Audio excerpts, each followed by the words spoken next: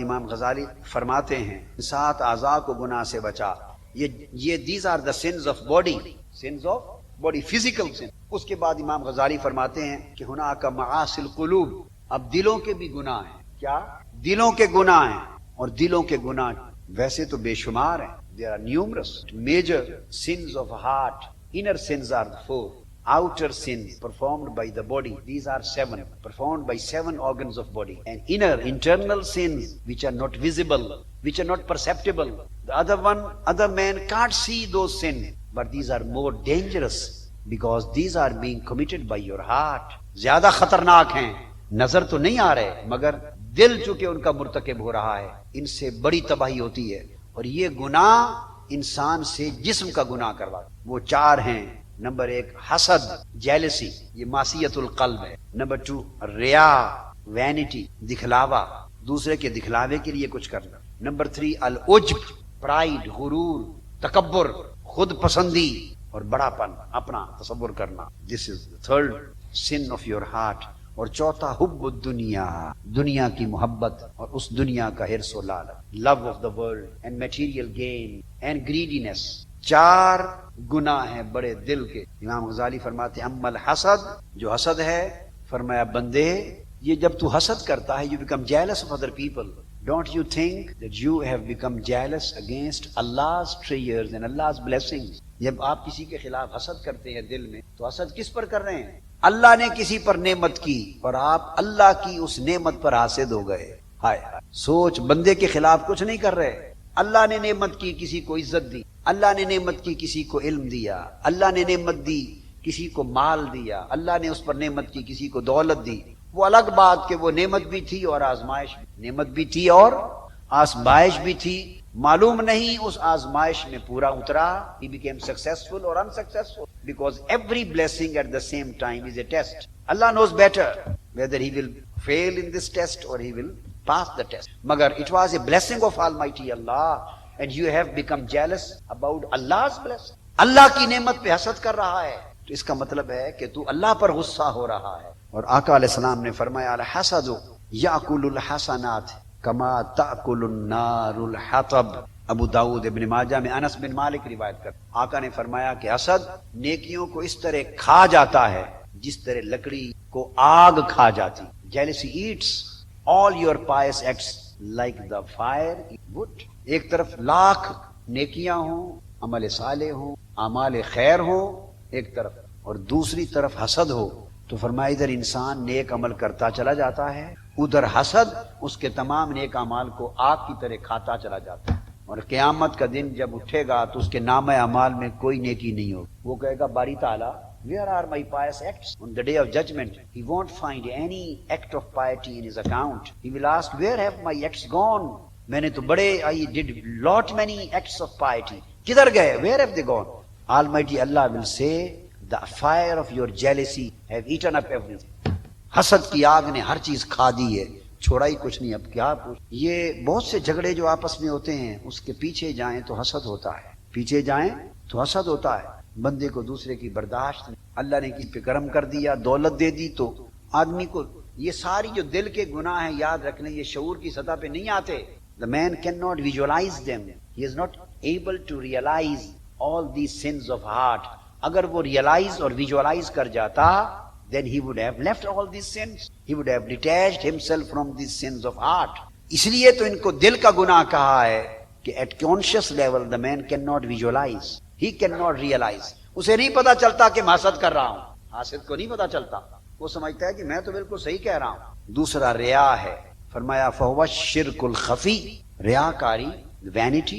You do the pious acts so that the people may say you are a good person. So you are not doing this for Almighty Allah. You are doing these acts of piety and noble acts for your self praise. People may praise you. You are not showing to Almighty Allah. You are showing your character to the people.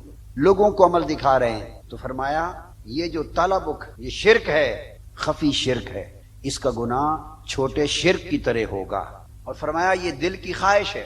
بڑے لوگ اس میں ہلاک ہو گئے، بڑے لوگ ہلاک ہو. ریا میں انسان نیک اعمال کرتا ہے ریا کے لیے. اگر ذہن میں کسی گوشے میں اس نیک عمل کے دوران بندہ رہے، بندہ ریا ہو گیا. آپ نے نہیں سنی وہ حدیث اس میں مولا علی المرتضیٰ رضی اللہ تعالی عنہ دوران جنگ ایک جہاد میں کافر کو مارنے the infidel, the unbeliever, he was under his sword and he was about to kill him during a jihad. What he did, he spit on his face. اس کافر نے آپ کے چہرے پہ تھوک دی، بجائے اس کے کہ آپ اس کو مار دیتے، آپ اتر آئے اور تلوار ہٹا لی اور اسے چھوڑ دیا۔ کسی نے پوچھا کہ وہ آپ کی تلوار کی زد میں تھا، کیوں چھوڑ دیا؟ فرمایا اس نے جب میرے چہرے پر تھوکا تو مجھے I became angry، مجھے غصہ آ گیا۔ اب اگر اس کو قتل کرتا تو اس میں پہلے میں اللہ کی رضا کے لیے مار رہا تھا، اب اس میں غصہ بھی شامل ہو گیا۔ وہ جو ایکسکلوسیونیس تھی، ایکسکلوسیوٹی، پیورٹی، کلینلینس، ایکسکلوسیونیس آف مائی نیہ کہ صرف اللہ کے لیے کر رہا تھا، اب وہ ایکسکلوسیو نہ رہا۔ My anger was also included in this, میرا غصہ بھی شامل ہو گیا، سو یہ شرک خفی بن گئے۔ تو میں نے اس کو چھوڑ دیا تاکہ اللہ کی بارگاہ میں میرا ایک عمل بھی ایسا پیش نہ ہو جس میں سوائے اللہ کے کوئی اور سبب بھی شامل ہو۔ اور تیسرا sin of your heart، third is العجب والکبر والفخر، pride، اپنے آپ کو اچھا سمجھنا، to consider yourself pious، to consider yourself superior to others، noble، self appreciation، self praise۔ تکبر اور کبر کی تعریف امام غزالی فرماتے ہیں کیا ہوا نظر العبد الی نفسہ بعین العزم والاستعظام۔